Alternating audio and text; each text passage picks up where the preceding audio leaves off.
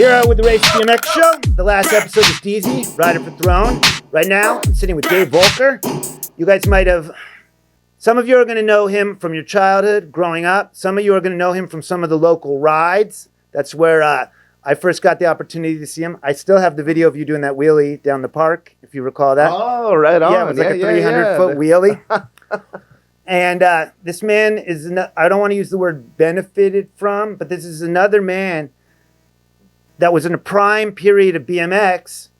And now during this next wave, he was actually reached out to basically by Dyno to come back and re-represent what he represented then and come into the world of the B.M.X today. And that's what we're here to talk about on the Ride Out and Culture Exchange show. Nicely said. Thank you. Thanks for having me. Dude, thanks for coming on. I really appreciate it. Cool. So before we turned the camera on, we were actually talking about this.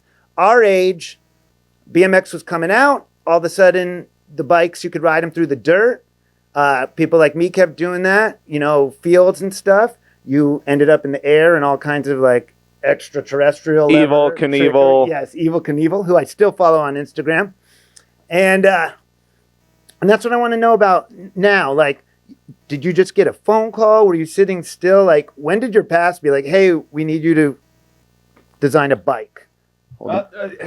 Designing the bike type of deal. Here's how it all went down. Like, I've been retired for many years now. Had a bad knee injury, and it won't been very far. And then all of a sudden, out of nowhere, GT Bicycles says, hey, we want to do a signature bike with you. And I'm thinking, cool, a 20-inch signature bike, just like back in the day.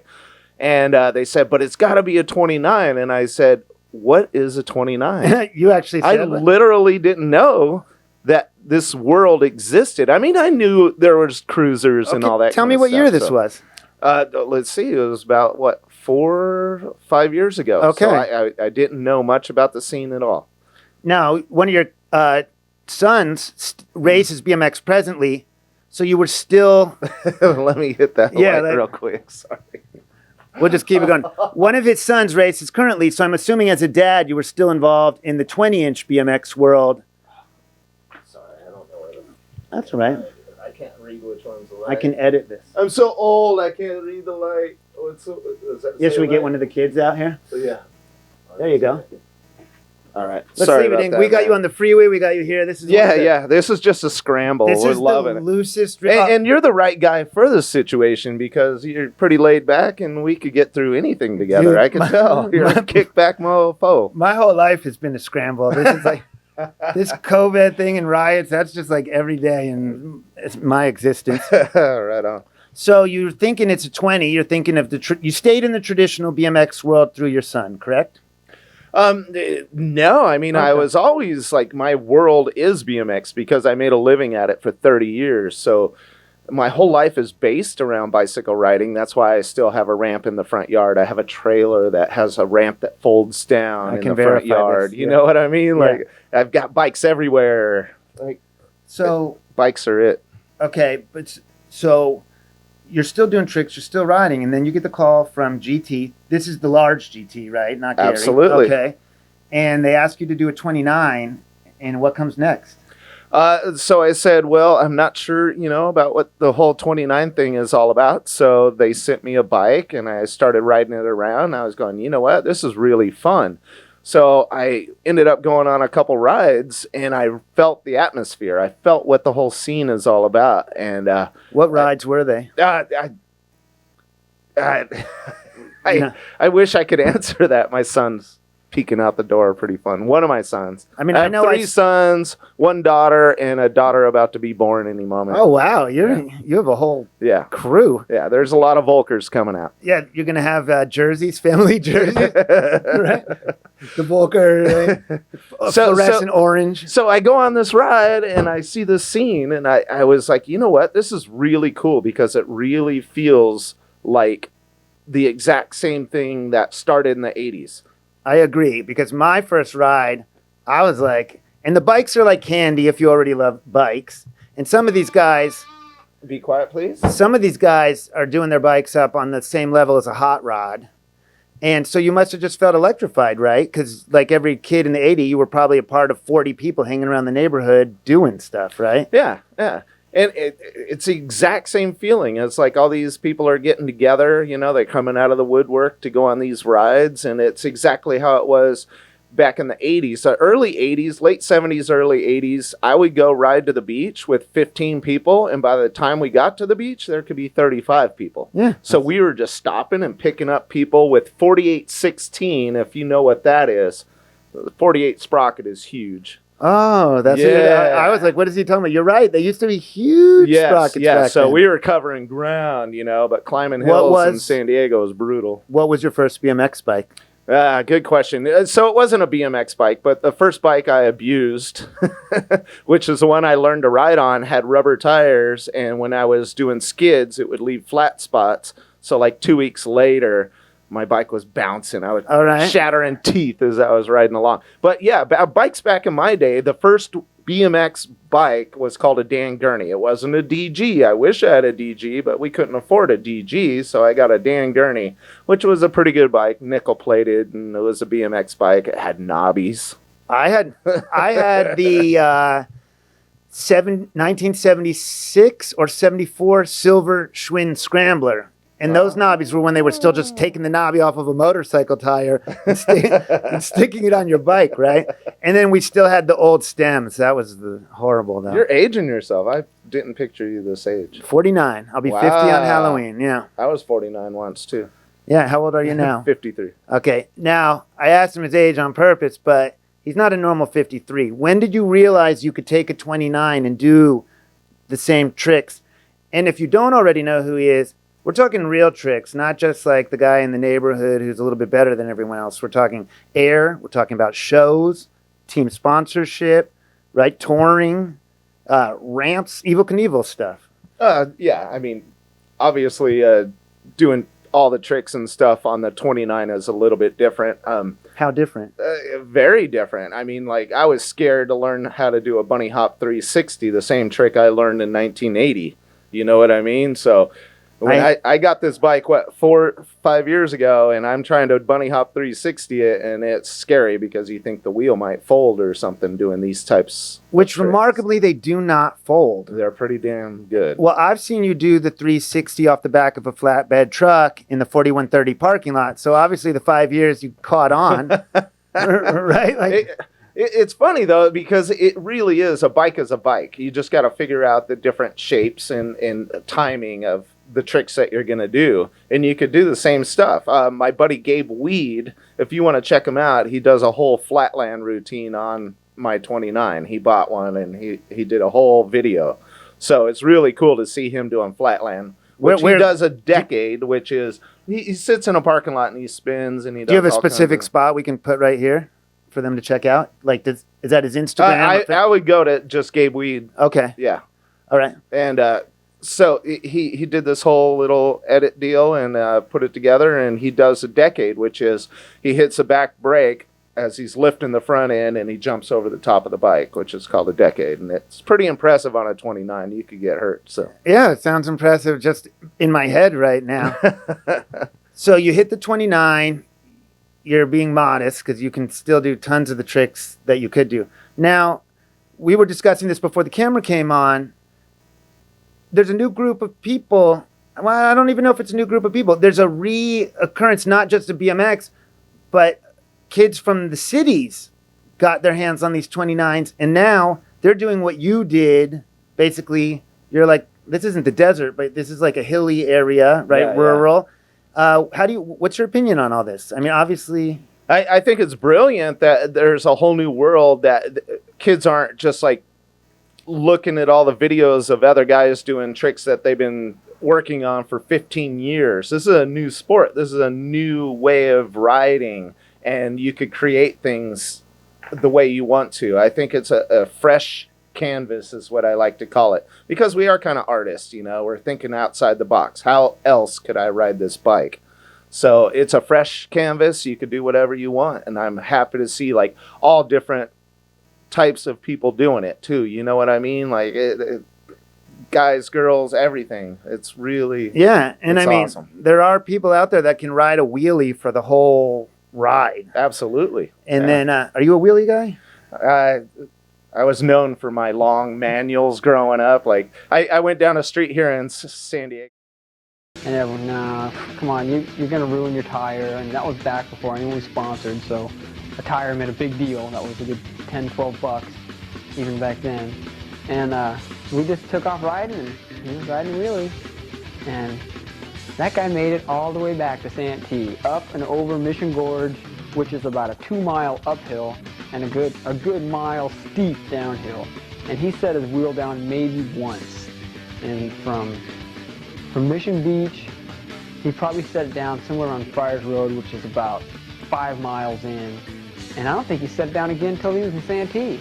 That's a good 20 miles. It's called Texas Street, and I was doing 43 miles per hour on my Lord Voelker video that we did in 2000. But I was known already for riding long wheelies because when I grew up, that was one of the biggest tricks. Who could ride the longest wheelies? Do you have a signature trick or a trick that you invented? I was very well known for manuals, which is not pedaling a wheelie. Like made that real popular, doing it on rails, you know, before all these new kids were doing it. You were doing a wheelie on a rail. Yeah, it would be a flat rail, but I was in my video again in 2000. Sure. I was doing manuals across it and like over a teeter-totter type of thing, and like just always known for doing long wheelies. And then I'm known for this one trick called a foot plant, and I get upside down on the quarter pipe ramps and stuff. Which I did on the 29. Wait, really? Yeah. How was that? Oh, people were stoked, man. Yeah. Were you stoked? Yeah, it was scary because it's a big bike. You don't know what's going to happen, you know. Next thing you know, you're upside down on an 8-foot ramp going, I don't know what's going to happen. Do you like the weight of your bike? Yeah, I do, actually. I'm running actually really heavy-duty forks because I wanted the strength for jumping really big. Was that one of your specifications when you were involved in the designing of the bike? No, it was more of an aftermarket type of deal because most people are going to do wheelies, so you don't want that heavy front end. Okay, got it. Yeah, so I went out of my way to make it to where I could jump out of the flatbed of a truck. Okay. And yeah. Okay. Well, you think a standard fork would not handle the flatbed truck landing that well? It could. I mean, you just got to land properly or else they're going to bend. Luckily, they don't break. That's important. I would rather have things bend than break because if it breaks, your face is in the asphalt and you're going, what'd I do? What happened? And how often has your face been in the asphalt? I've been very fortunate that, I rode for GT bicycles for 15 years and they always had them bend before a break. So. Okay. Now, so, let's go to the past a little bit. How did you end up riding for GT in the first place? I was a guy that was, like, excited to be the best guy in my neighborhood. And that's all I wanted to do. I just wanted to, do what I do. And then people started going, hey, man, you got to go to a contest. And I was like, dude, I don't want to go to no contest. I don't want to, like, go into this whole competition crap. But they talked me into it. SE ended up giving me like a free pass. They paid my way, gave me a pair of old leathers. This guy was a racer, Toby Henderson. They sent me a pair of his old leathers, took his name off. Toby is currently the president of Box Brakes, or Box B.M.X.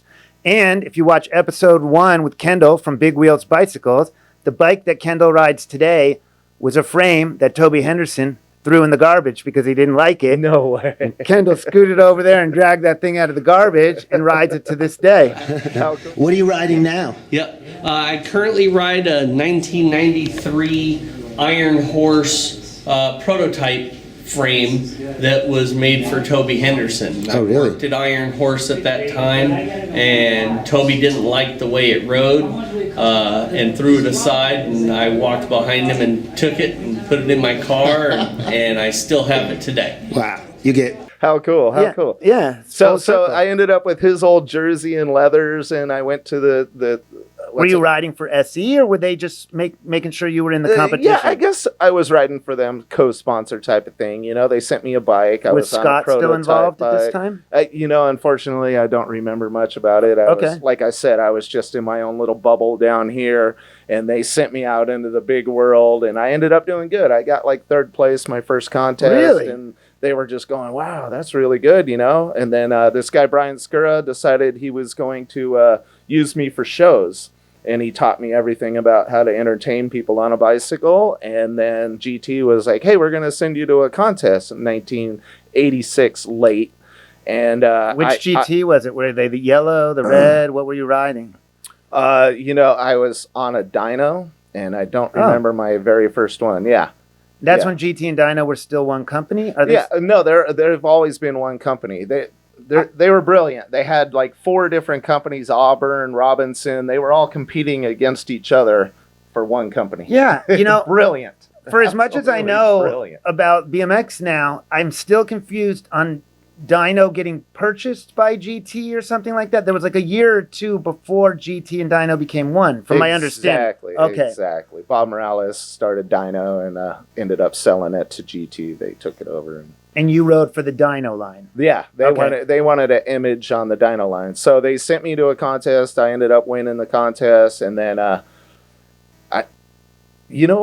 might have got second at that contest because for whatever reason, this guy Dino DeLuca that was on Dyno already said, hey, Dave, I'll see you at the next contest when I beat you again. And that pissed me off. And I said, now I got a purpose. Right. So I went out and I learned all these tricks, and I never lost to that guy again. Like, GT started me full time, and I was just winning every contest. It was pretty cool. That's a good question. You're leading me to a good question that I ask a lot of the riders in your position.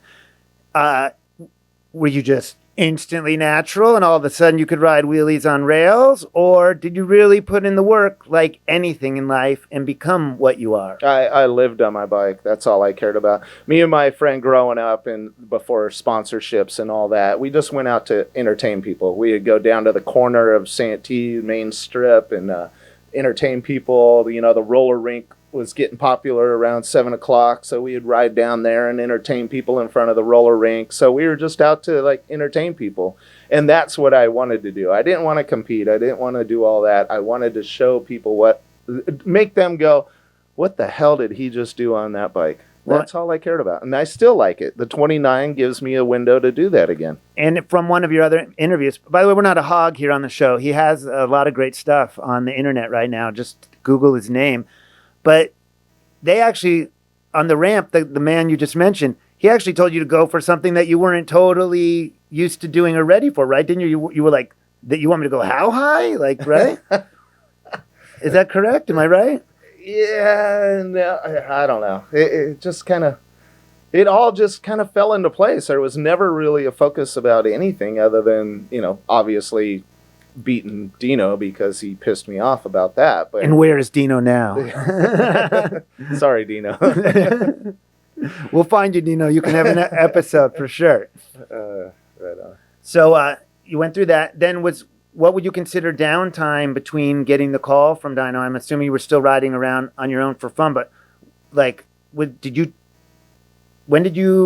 like chill? Like, when did you switch over to family? Did you have the kids while you were still flying around on ramps? Like, what's the timeline on that? So basically, I'm out on the road all the time entertaining people, and that's all I did in the 90s, like all through the 90s. Like, competition died in like 89 or 90, and there wasn't anything going on except for Hoffman started a series called the BS series, but I didn't compete in those. I was going to the contests and just hanging out and, showing my face and all that, but my main focus was entertaining people, going out, doing summer tours at bike shops and that kind of crap. So it cooled off in the 90s? Until the mid-90s. Okay. And then the X Games came out in 95. And I didn't go to 95. I didn't go to 96 in Providence. And all of a sudden they were coming to San Diego. And I said, you know what? I'm going to do the X Games to show my friends. There was no social media. I'm going to show my friends what I've been doing for a living. Oh, yeah, there was no social media. So your friend... They didn't look at magazines. They didn't have a clue what the hell I was doing, So I was like, okay, 97, they're coming to San Diego, X Games. I'm going to enter it, come out of retirement and show my friends what's up. Was there any ring rust? Any what? I'm sorry. Ring rust? Where, like when a boxer hasn't fought for a while? Yeah, of course. Man. Okay. I was nervous as hell. That's what I'm asking. So they show up, and I ended up like doing really good to where it was just fun as hell, and I got the bronze medal, and I was like, wow, that was fun. So I did 97 also, but I announced I was going to be quitting competition. 97's my last year. Okay. Media ate it up. They like X Games made a big deal out of it. You know, it was last competition. I ended up kind of choking, got 5th or whatever, but they showed me a lot. You know, I got a lot of interviews and good crashing and all that they showed over and over again. That's a good announced end of career anyway, right? Like Yeah. you either go down or go hard and go down or win, and there was there was nothing about my run being safe. Okay, yeah, it wasn't like it's good he's retiring. He's gotten old and he doesn't really try anymore. No, I went for the win, I guess. All right. So anyways, I ended up getting 5th or whatever, and then I was like, cool, I'm done. And then GT was like, no, man, you got to go to San Francisco next year. So they started forcing me to go to stuff, but things were happening at the same time. Like, I got an action figure. I got, a trading card. I got all kinds of signature bike. I got all this crap going on, and I started making good money. Well, let me ask this, because I asked Gary Turner as well, because his name's on your shirt right now. What is it?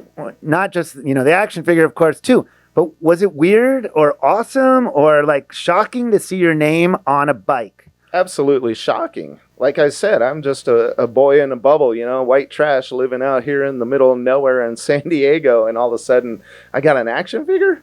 What? Yeah. It's not part of my plan. I'm not here to be sparkly and shit. Yeah, you're my action figure can kick Luke Skywalker's ass.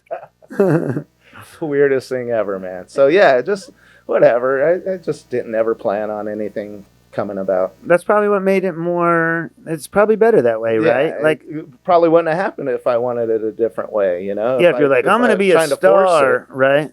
I think it's better to get the phone call than to make the phone call. There you go. Okay, so you had the action figure in the bike, and you're in San Francisco, and things are happening. Yeah, I just did okay in San Francisco. I got a 4th, and the next year, I don't even know. The next year I didn't qualify. So here it is. I'm about to have my first child. It's it was 2000. My son was supposed to be born in August, and that's when the X Games were going on. And I was like, dude, I can't go to the X Games in 2000 in San Francisco. I'm going to have a kid. And they were going, no, you got to go, dude. You got to go. And I was like, what? So I went, and I didn't qualify on purpose. I just did a couple tricks, and I just built up all this speed. And I was like, at least I'll get some TV coverage. And I jumped over this big flat area, over a rail, and into the motocross landing dirt jump, outside, just ridiculous amount of speed to get over there. So totally I made outrageous. I did what I wanted to do. I turned the corner. I'm walking my bike back in. All of a sudden, they open up a path, and there's the course again. Now I got to go back out. There's still time on the clock, So I went out, and I went to do a trick over the spine, a tail tap to nose pick, but I messed up, and I ate crap, and I went 50-50 on a spine, which is, vertical. I went, oh. Yeah, it was awesome. So I got TV coverage for that, too. Didn't qualify, and came home, and my son was born 2 days later. Really? You made it back in time? Yeah. Yeah, that would... Yeah, I mean, lots of athletes go through that situation, right? You see, they're about to have a kid, they're trying to play.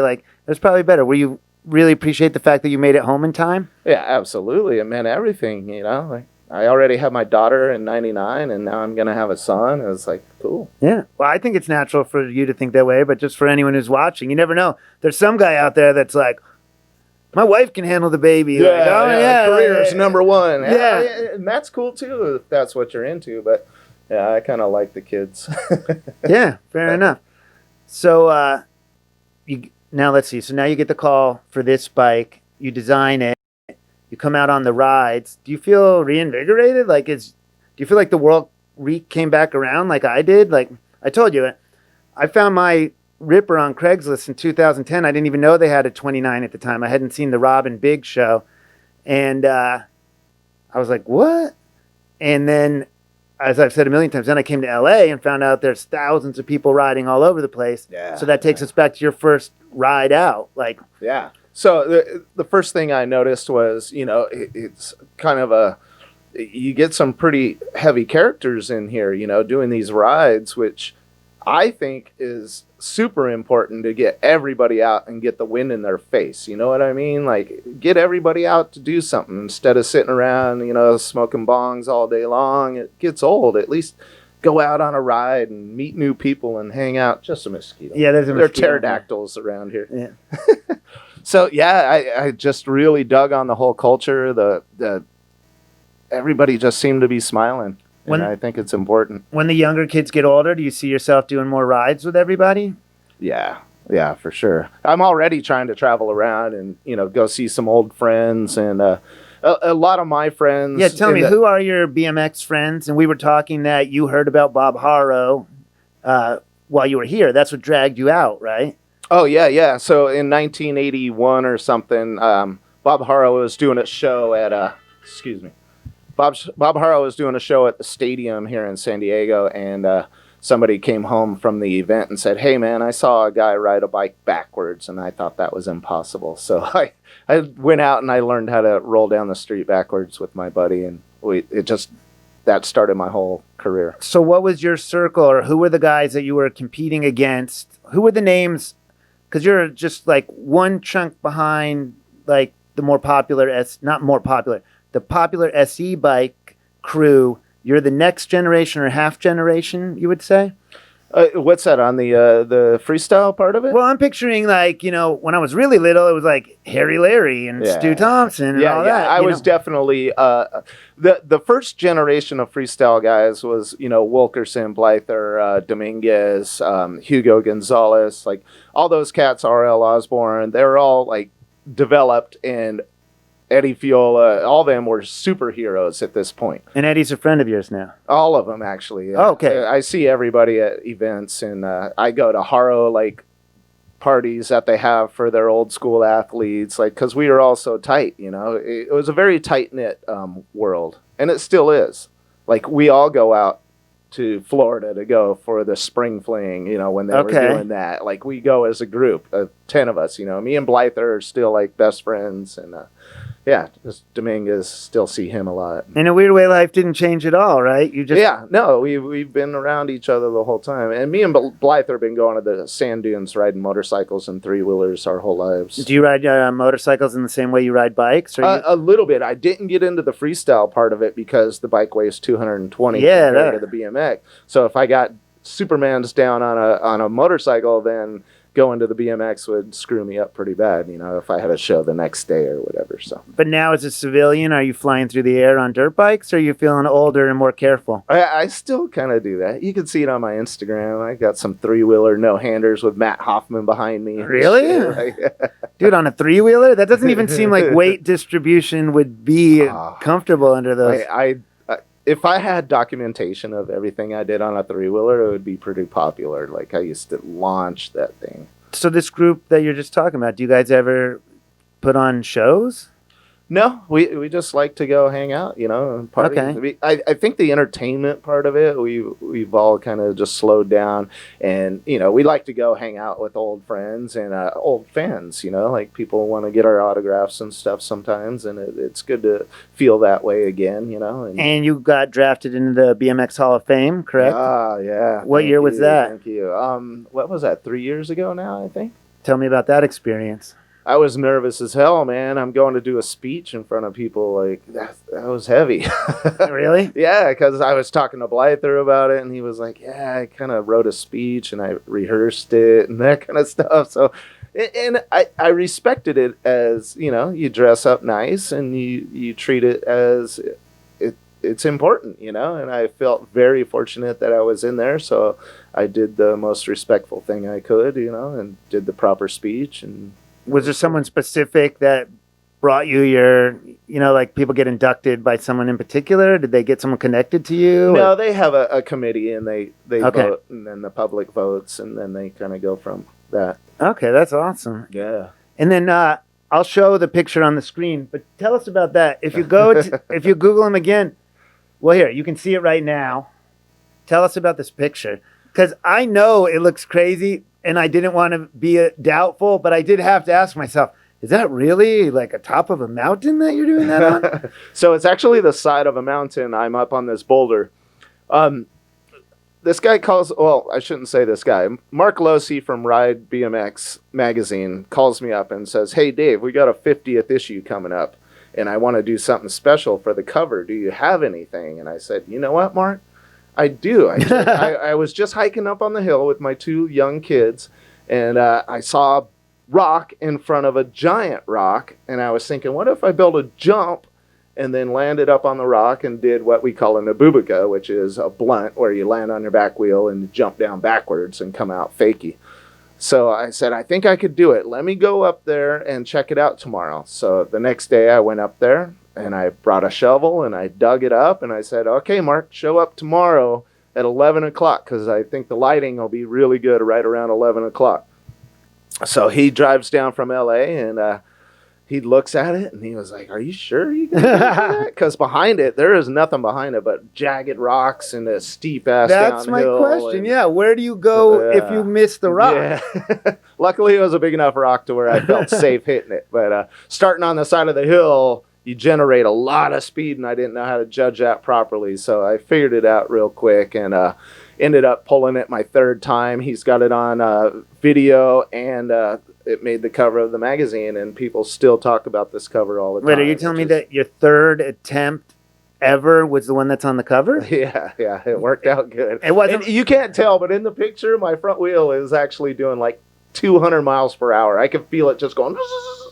Really? Jump down backwards. Yeah, it was pretty fun, man. And yeah, like, because I thought, like, from the way you a little bit told me the story before we got here, maybe like you done it a million times because you were local, but you just chose this, built the little ramp, and then the next day you're like, oh, I'm just going to jump around. Now, here's a question. This would also apply to when you're doing stuff, up in the air.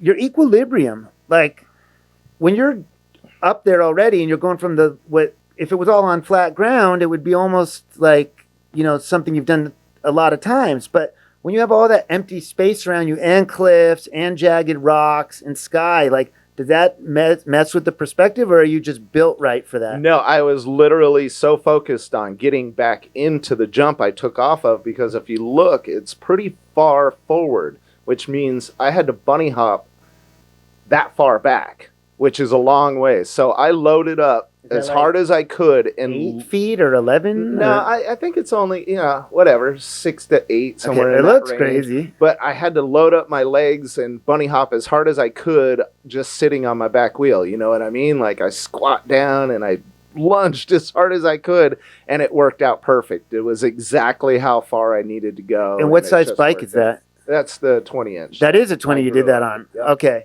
That's what I grew up. And you did that in 2000, you said? Yeah. Wow. I went back to shoot my video a couple months later. The guy was like, hey, we're shooting your video. I think it's important you get this in your video. And I was like, I don't want to do it. It was Eddie Roman. And I was like, I don't want to do it. And he's the guy that made all the original videos back in the 90s. Okay. And he was like, I think it's really important. I was like, okay. So we went to do it, and I blew my shin open. Oh. Wide open. Like, yeah. 35 stitches or something. It was just like, I make my something told you not to do it, huh? Lord Voelker video, once again, I make my shin talk. I'm like pushing it together. Oh, God. I said, beef, it's West for dinner. Then how long did it take to recover from that? Just stitches, whatever. Oh, it was just stitches. Yeah. Okay. All right, I'm picturing it was a pedal in the shin type of thing. Okay. Dude, I hate bear traps. Do you like bear traps? No, nobody does. No, but everybody with the high ends, they buy like, $3,000 bear traps that are made out of gold. And then 20 minutes later, they're bleeding all out of their shins and stuff. Huh? If you're new to the B.M.X world, look back or look down at somebody's shins if you're talking to them and you think they got history. If you see their shin just loaded up with scars, they're a true freestyle BMXer. Yeah.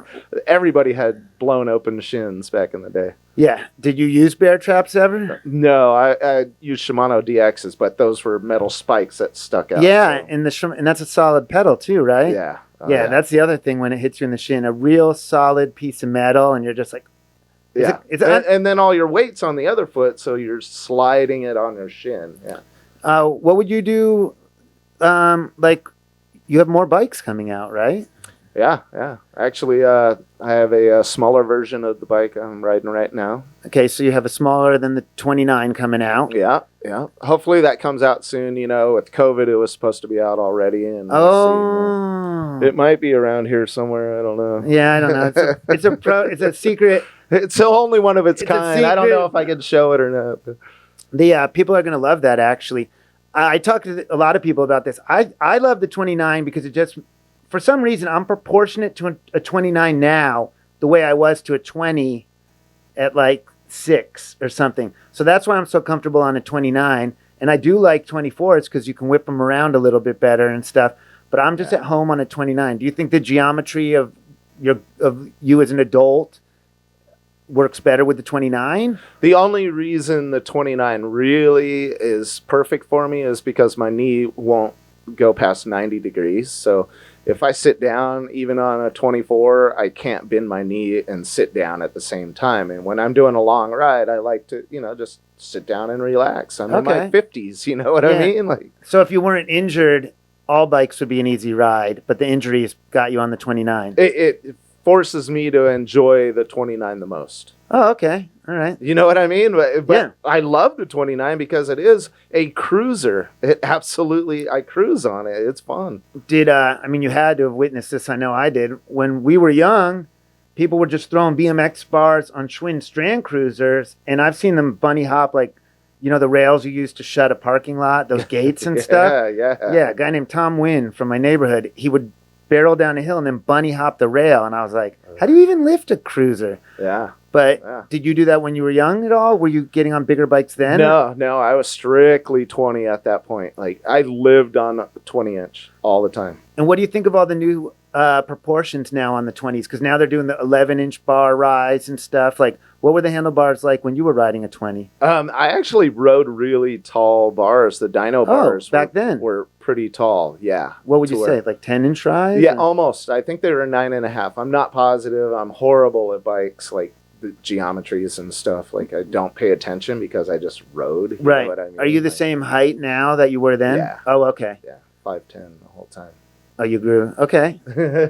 Yeah. So you were riding around and doing all those tricks at 5'10" on a 20, huh? Yeah. I guess that's everybody was doing that then, right? Because all there was a 20. There were 24s.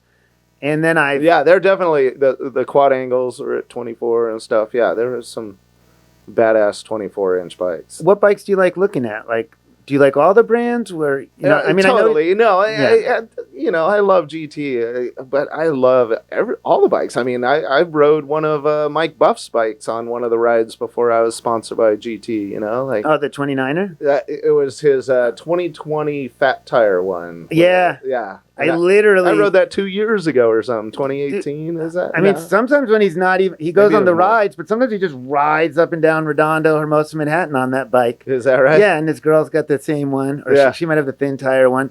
But that's his same. Is that the same bike? That's the same bike from when he was. Where was he proportionate to you as far as competition? He's older. He was pretty much retired when I got into it. Yeah. I was what I call the second generation freestyle. So by the time I got popular and started doing really good, the sport was dead. These guys were making hundreds of thousands of dollars, and here I come, and I was like, yes, $800 a month, dude. I am killing it. They're like, yeah, no, he's the best guy right after it was over. It was done. Yeah, my friends, they were all banking. They were driving slant nose Porsches and stuff. And I'm like, I might be able to afford a truck. All right, fair enough. But I've noticed from what you told me, you didn't act frivolous with your money and stuff like that. Yeah, right? I always knew I could get injured and never wanted to be that bling bling guy. And I have the same boat I bought in what was it? It's about 32 years ago I bought this boat. Oh, you're a fisherman now. I do bass fish and stuff all the time. Like at least once a week I'm out bass fishing. So. Oh, that frequently. That's my 10-pounder on the wall right there. You guys can't see it. I can take a picture of that. It'll be in the video. You can see it. That was it that we just showed you. That's a 10-pound bass right there. And golf. I do play a little golf, yeah. Now, do you dress like this when you go play golf, or you put on golf person You gotta wear a collared shirt to golf. It's still got that little etiquette thing going on, but yeah. I mean, are you walking around the course with like X game attitude, or no? You can walk in and out of both societies. Golf humbles you to where when you're on a golf course, it's just like a battle going on mentally and stuff. It's like a fun little mental game. Go to a driving range. If you've never hit a golf ball, go to a driving range and you'll trip out. Because I've played with pro baseball players that are just going, how could I not hit this? I could hit a 100-mile-per-hour fastball, but I can't hit this ball sitting still. Well, even though this is your episode, amazing. I'm going to give you a quick my golf story. I went to the driving range all the time with my brother just because it was fun, but I never really golfed. And then I was on a comedy tour, and they took me out golfing. And I'm like, you guys got to understand, I do not know how to golf. But the first tee off, since I go to the driving range, I hit it further than all of them, right? And they're like, oh, yeah, you don't know how to golf. Sandbagger. Yeah, they would call me a liar. But then when we got to the first hole, I took out the, what's the thing you stick the ball? I took out a tee, and they're like, what are you doing? Because I went to put it back on the tee, and they're to hit it the That's second time. against the rules. Yeah, and they're like, you are not lying. You don't know anything about golf, do you? And I'm like, no, absolutely not.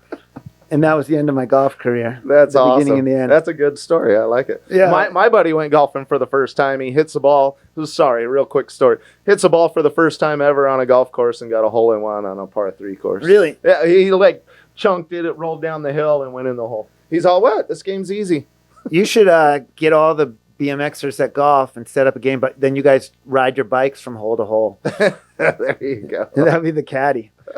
I feel like we've hit everything. I enjoy talking to you, but I don't want to make them listen to us for too long. Sorry, man. I was having fun. Yeah, no. Do you have any important points or anything you'd like to say to people watching right now? Just get the wind in your face. You know what I mean? I love that we could all go out and just ride. That's it's so fun. I'm glad you said that, because one thing that I never say on the show, even though I'm on the thing, it's not even always about the big rides or the competitions. Just get on your bike and just go ride around on your bike. You know, that's what the bikes are all about. That's what this is all about. Yeah. And are you ever going to switch colors if another dyno comes around? Of course, yeah. No, I'm sorry about the orange that's fading and stuff for those of you who have already purchased it. It says it right on there. It's going to fade. I didn't even know that. Yeah. It's an issue. I see your bike out there, and I know for a fact from the streets that everybody loves your bike. I haven't heard anyone complaining about fading. The riding part of it is amazing. Yeah. Absolutely. That's something too, you know, like as soon as I got the bike, it fit exactly how I wanted it to. Like it just feels correct. The geometry is awesome. And the bars are throwback replica style of what? Yes, the original dyno bars, which are called pretzel bars. Okay, they are the pretzel bar. Yeah. Now they're different a little bit though, right? They're wider and bigger. Okay. Yeah. But was that your bar back then? Yeah. Oh yeah. I rode them for years and years and years. So like in the same way that everybody chases their childhood bike, because a lot of these guys literally replicate the bike they couldn't have or the bike that they lost when they were young. Yeah. So you chose the bars. You're like, these are the bars. Yeah. Oh, for sure. That was part of dyno. Yeah. You got to have the dyno bars. So. All right. Well, hey, thanks for watching us. This is the video version. If you don't, I know this is at the end, but we're also on iTunes, on Apple now. It's a podcast. I do it audio and visual. Yeah, I know. And, thanks for coming on. I really appreciate it in a big way. All right, everyone. Sorry about your truck breaking down on the way down. Yeah, I know. Thanks for calling your friend. My truck is being worked on. Kid Fruman. Yeah, shout out to Kid. We'll put a clip of his. We'll advertise him. I'll get a logo from him when I'm over there. No, he's a great guy, man. All right, that was that, man. Peace out. Peace out. As I spill my Red Bull. That's all right. Spill it. That is Red Bull. He's not drunk.